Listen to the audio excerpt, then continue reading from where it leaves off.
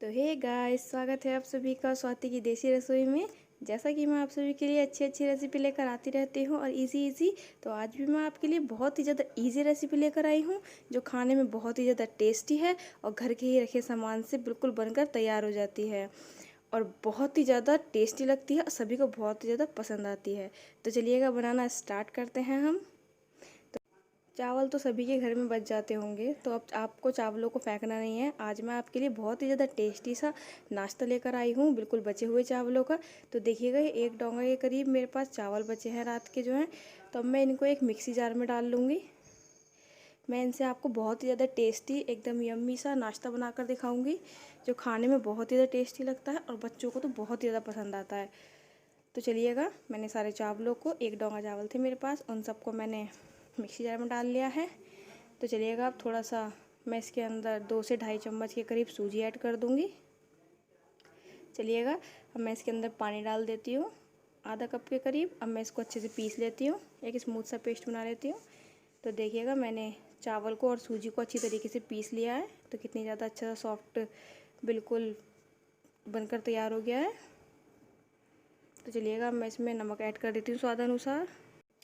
तो मैं नमक ऐड कर दिया है, 1 चम्मच मैंने लाल मिर्च पाउडर ऐड कर दिया है, आधा चम्मच हल्दी पाउडर, आधा चम्मच धनिया पाउडर और 1 चम्मच मैंने गरम मसाला पाउडर ऐड कर दिया है और आधा चम्मच मैंने इसके अंदर जीरा पाउडर ऐड कर दिया है। 1 पिंच मैंने इसके अंदर हींग ऐड कर दिया और थोड़ी सी मैंने इसके अंदर 1 चम्मच के करीब कस्तूरी मेथी और 1 चम्मच ही मैंने चाट मसाले का पाउडर ऐड कर दिया है। तो चलिएगा, हम सारे मिश्रण को अच्छी तरीके से घोल लेते हैं। तो देखिएगा, इस तरीके की कंसिस्टेंसी होनी चाहिए, बिल्कुल लिक्विड ही नहीं होनी चाहिए, क्योंकि अगर लिक्विड ही होगी तो ये हमको इसको तलना है।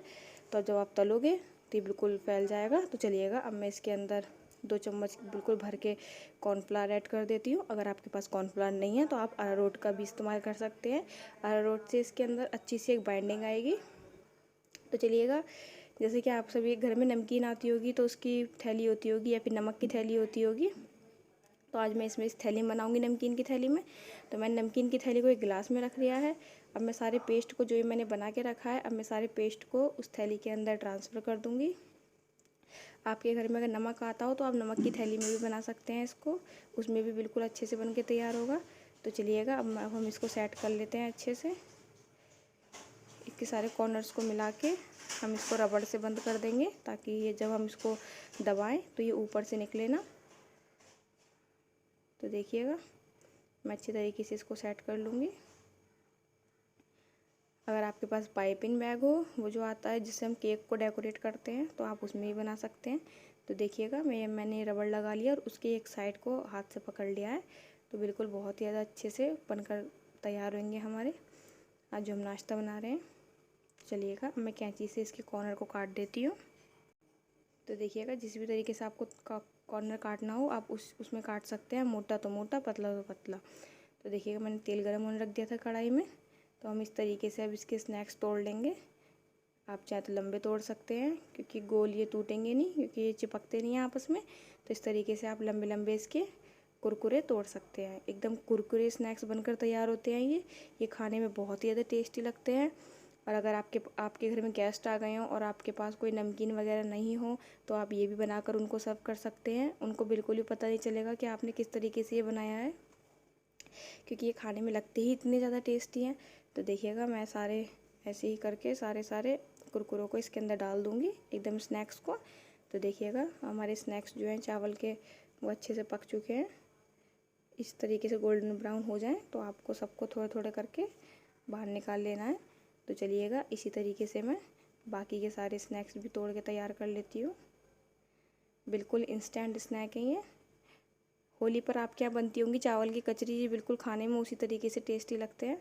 तो अगर ये आपको लग रहे होंगे ना अभी चिपके हुए, तो ये चिपके नहीं होते हैं। जब इनमें थोड़ी सी हवा लगती है तो ये बिल्कुल एकदम अलग अलग हो जाते हैं। मैं आपको एंड में दिखाऊंगी कि किस तरीके से ये अलग हो जाते हैं। तो आपको जितने बड़े रखने हो स्नैक्स, आप उतने बड़े रख सकते हैं, और कढ़ाई में जितने आए आप उतने ही डालें, वरना ओवर फिल हो जाते हैं ये। तो बहुत ज़्यादा भर जाता है कढ़ाई, तो फिर ज़्यादा से चिपक जाते हैं। चिपक तो ये अब भी जाते हैं, पर जब भी हम इन्हें बाहर निकाल लेते हैं तो ये थोड़े से, जब इनको हवा लगती है तो बिल्कुल अलग अलग हो जाते हैं। मैं लास्ट में आपको दिखाऊंगी। तो देखिएगा, इसी तरीके से मैंने सारे स्नैक्स को जो है बनाकर तैयार कर लिया है। तो चलिएगा, मैंने एक थाली में निकाल लिया है सारे स्नैक्स को। तो मैंने अब इसके ऊपर चाट मसाला ऐड कर दिया 1 चम्मच। तो ये बहुत ही तो कुरकुरे बन के तैयार होते हैं। चलिएगा मैं आपको इसकी आवाज़ सुना देती हूँ। ये खाने में बहुत ही ज़्यादा सॉफ्ट एकदम कुरकुरे होते हैं, बहुत ज़्यादा टेस्टी लगते हैं खाने में। तो अगर अभी तक आपने मेरे चैनल को सब्सक्राइब नहीं किया तो प्लीज़ से प्लीज़ सब्सक्राइब कर दें और लाइक एंड शेयर कर दें और कमेंट करके बताएं कि कैसा बना है। तो चलिएगा मिलते हैं हम नेक्स्ट वीडियो में। जब तक के लिए bye bye and take care.